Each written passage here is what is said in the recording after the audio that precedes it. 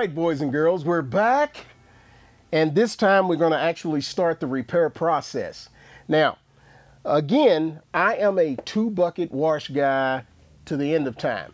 However, for those of you who like using Optimum, I have mixed up a batch of Optimum no rinse here, and I'm going to show you the correct way to use this.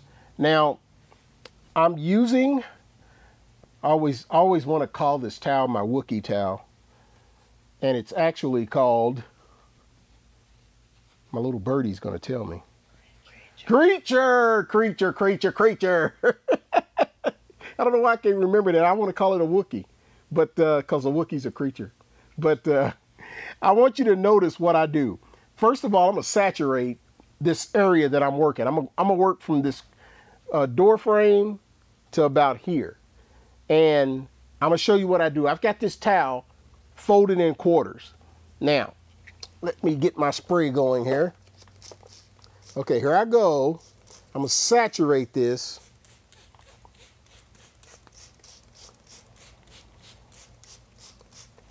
Okay, now, I am going to go across this panel. I want you to watch what happens. Now, I'm going to go one time, and then I'm going to stop, and now, I'm going to show you all something. Look at the dirt on this towel. Now, here is where everyone that I've actually seen, and I haven't seen everybody, but all the people I've seen on YouTube, this is where they make the mistake. They do, and let me wet this some more. They do this. They go this way, this way, this way, this way, this way, this way, maybe even this way, but they wipe it clean. Now, what they have in fact done is invented sandpaper. If you think that that dirt on that towel is not doing damage to your paint, you are a lost soul. Because if you looked at this under a microscope, it would look like Mount Veneer. That's how, or Rainier. That's how bad it is. You don't want to rub this stuff back and forth. You may as well be doing this. That's what you may as well be doing. So you don't go back and forth. What you have to do is do a swipe, then flip the towel over, do a swipe, refold the towel, do a swipe, and you keep doing that so that you always have a clean area of the towel going across the car. Now, real quick, if you're thinking, you should be saying to yourself, man, that's going to take a lot of towels. And that's why I picked this towel, the creature. Notice I didn't call it a Wookiee. The creature, because of the cost. If I'm going to have to use that many towels, and plus I'm about to paint correct this area that I'm working in, so I'm not as worried as I would be if this paint was perfect. If it was perfect, I wouldn't be as worried, or I would be a lot more worried about doing something like this. But since I'm getting ready to correct this, I'm gonna just go ahead and wipe it off. But I'm telling you, you do not want to go back and forth and back and forth. And I've got multiple camera angles hitting this right now. And I know when I go back and look at one of those cameras, it's going to see this panel up close and personal, and you're going to be able to see all the paint damage that's in that paint. So I'm looking at it right now, and I'm looking at some of the lights here in the studio, and I can see Swirl City. All right. Now this is a daily driver. The driver is not worried about it. He could care how many swirls is in it. That's why I picked it. These are the kind of cars I like to work on. This is real life, every day, not a Lamborghini, not a Ferrari, not a Lotus.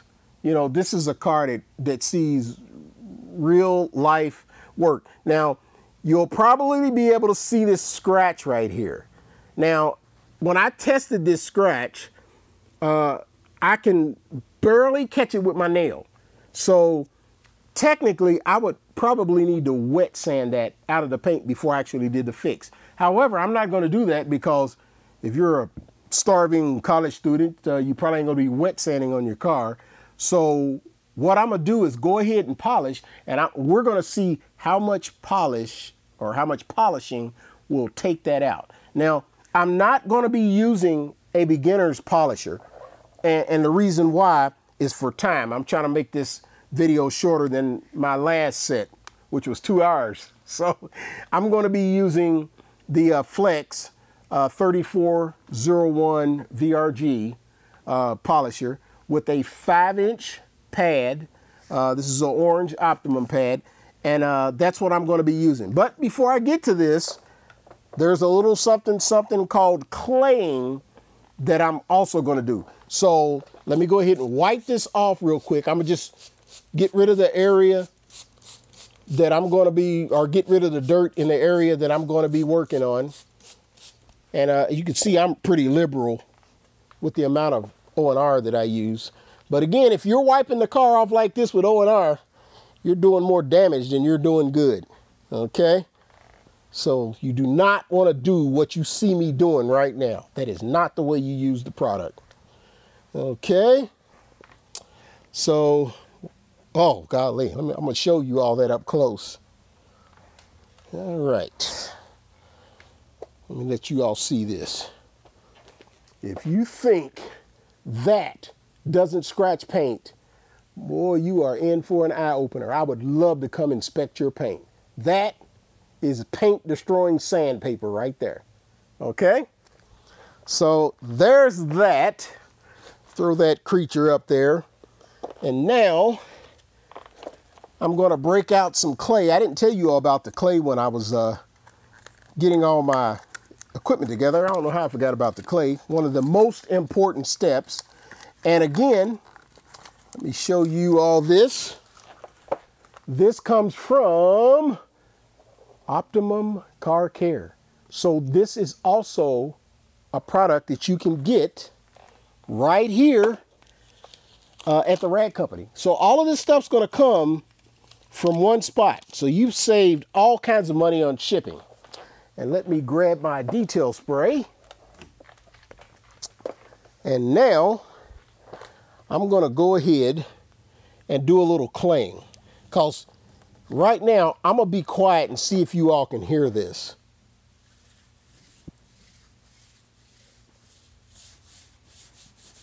You hear that?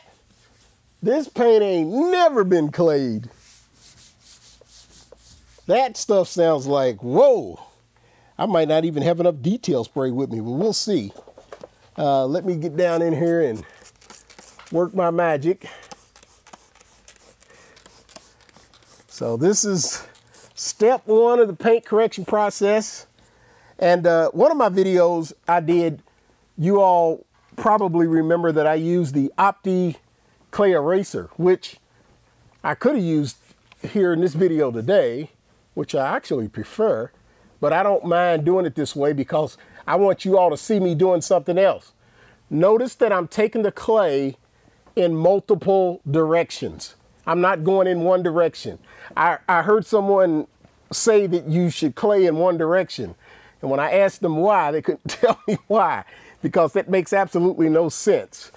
So you can clay in any direction you want to go. Now, claying will cause some light marring, but if you keep the paint wet, you're going to keep it to a minimum.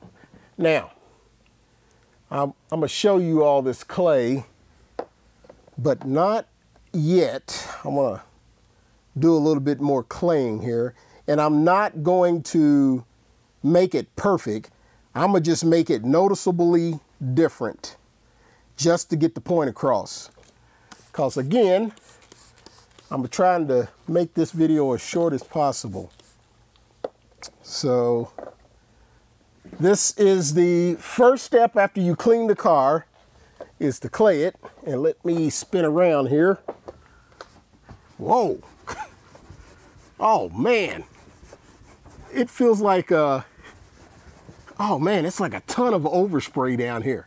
Feels like somebody painted this car with a paintbrush. Oh, golly, this is bad. This is real bad. You all can hear it. It sounds like sandpaper. Let me get some more lubrication on there. That is brutal. I don't know what's going on down here. Yeah, that's some bad stuff right there. But I'm pretty much getting it all off. It's all coming off. Okay. Notice I'm keeping it lubricated.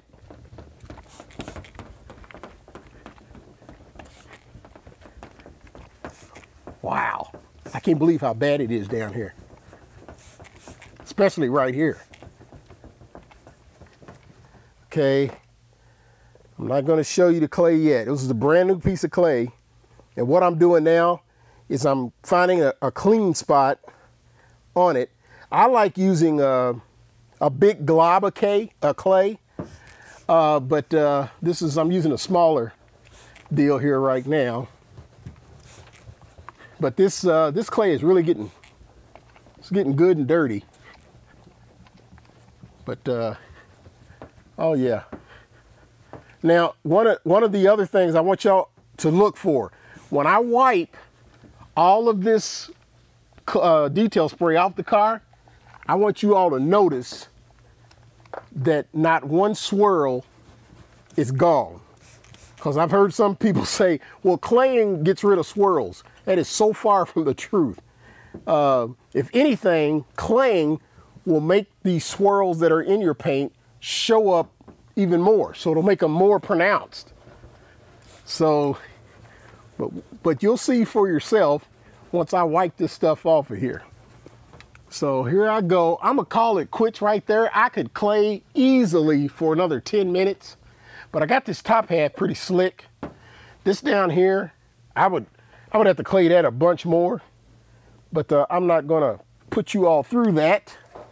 I am, however, gonna show you this piece of clay now and let you see how dirty it is. And it was yellow to start with, and as you can see, it is good and nasty.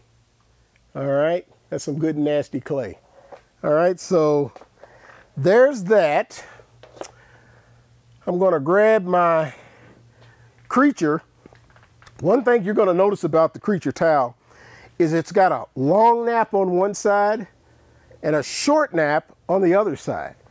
Some detailers like the short nap for removing wax. They say it gives them a better grip. Of course, I use the Eagle Edgeless for all of that, but the key thing about why I use the Eagle Edgeless is because I know how long to leave my product on the car, and if you leave it on there too long, you're going to have all kinds of issues getting the wax off the car, especially a Carnauba paste wax. That stuff will get like cement if you leave it on too long. So you don't want to do that. Now, one of the cameras I have is going to catch the paint at the right angle, and it's going to see how bad the paint actually looks. Now, y'all remember from my 2-bucket wash that I was thinking, that might be a hot date calling, but I'm gonna let it go because like I said, we're gonna keep this good and short.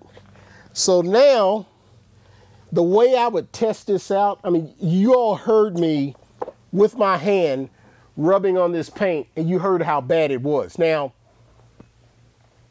notice you don't hear anything up here. Now down here, this spot, I told you I could do that some more. Right over here though, you don't hear anything. Up here you don't hear anything.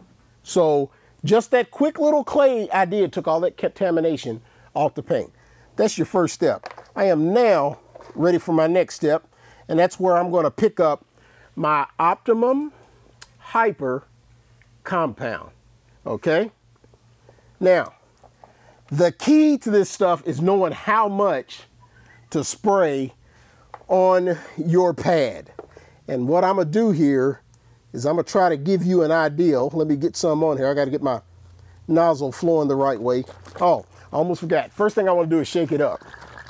Most of your detailing products, your compounds and polishes, you wanna make sure that you really give them a good shaking up before you use them. Every time, okay?